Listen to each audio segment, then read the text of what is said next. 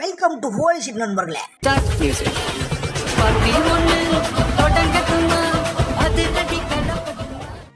ரீசெண்டாக ராயன் படத்துடைய ஜூக் பாக்ஸ் வந்து கேட்டிருந்தேன். அப்போ தான் ஒரு விஷயம் புரிஞ்சுது. இந்த பாட்டெல்லாம் ரஹ்மான் தான் போட்டாரா இல்லை வேறு யாராவது போட்டாங்களான்னு டவுட் வர வச்சாச்சு.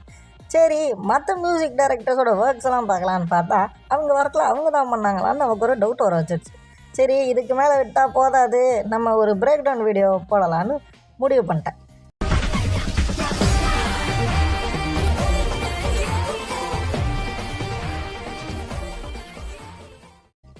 இந்த பிரேக் டவுனுடைய காரணமான நம்ம பெரிய பாய் ரொம்ப சாதாரணமான ஆள் கிடையாது. ஏன்னா அவர் கொடுத்துருக்கிற எல்லா பாட்டுமே நம்மளோட பிளேலிஸ்ட்டில் எப்போவுமே ரூல் பண்ணிக்கிட்டு இருக்க போகிற பாட்டுங்க தான். இப்படி பயங்கரமான அவுட்புட் கொடுத்த நம்ம ரஹ்மான் பாய் இப்போ கொடுத்த இந்த ராயன் ஆல்பம் அப்படிப்பட்ட ஆல்பம் கிடையாது. சர்க்காரை விட சூரம்பொக்கையான ஒரு ஆல்பமை கொடுத்துருக்கீங்களே பாய்னு கேட்குற அளவுக்கு வச்சுட்டார் நம்ம பாய். இவர் தமிழில் தான் இப்படி பண்ணின்னுக்கிறாருங்க. ஏன்னா அவரோட ரீசெண்டான மலையாளம் கோட் லைஃப் படத்தில் அப்படி ஒரு அவுட்புட் கொடுத்துருப்பார்.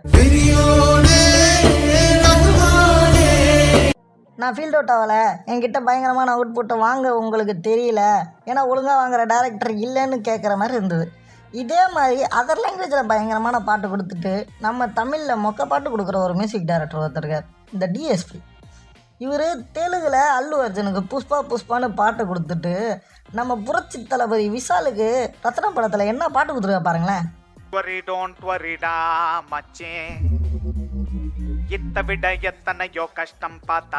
உங்களால் நல்ல பாட்டெல்லாம் கொடுக்க முடியும், நான் நினைச்சா பண்ணலாம்,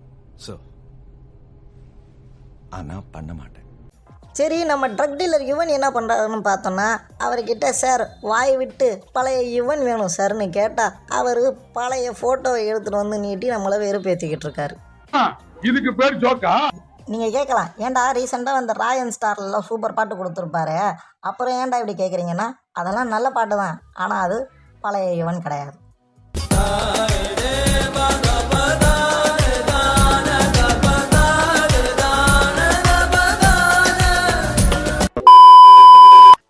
நம்ம ஆக்டர்ஸான மியூசிக் டைரக்டர்ஸ் ஆக்டிங்கில் கான்சன்ட்ரேட் பண்ணிவிட்டு நல்ல பாட்டை கொடுத்து ரொம்ப நாள் ஆகுது. இதுலேயும் ஜிவி பிரகாஷ்லாம் இருக்கார்ல, அவர் நிறைய பாட்டு கொடுத்துருக்காரு, ஒரு பாட்டு கூட ஒழுங்காக கொடுக்கல. அதுவும் அவர் படத்துக்கே ரொம்ப சொதப்பலாக கொடுக்குறது தான் இருக்கலே இன்னும் கஷ்டமான விஷயம். நம்ம OG music directors Harris Jayaraj, D Imman இவங்கெல்லாம் ப்ராப்பராக படம் கொடுத்து ரொம்ப வருஷம் ஆகுது. சரி விடுப்பா, அதான் தமிழ் சினிமா மியூசிக்கோட டவுன்ஃபாலை காப்பாற்றுறதுக்காகவே நம்ம அணி இருக்காருன்னு கேட்டிங்கன்னா, அவர் தான் இந்த டவுன்ஃபாலுக்கு காரணம். நான் தலைவனே படத்தில் இருக்கிற 4 பாட்டை பாடிடுவார், மீதி மியூசிக் டைரக்டர்ஸ்க்கு வாய்ப்பு கொடுக்காம மற்ற அந்த படத்தில் நடிக்கிற ஹீரோவுக்கே இருக்கிற அந்த மிச்சம் ஒரு பாட்டையும் பாட வச்சு நம்மக்கிட்ட வித்துடுறாரு.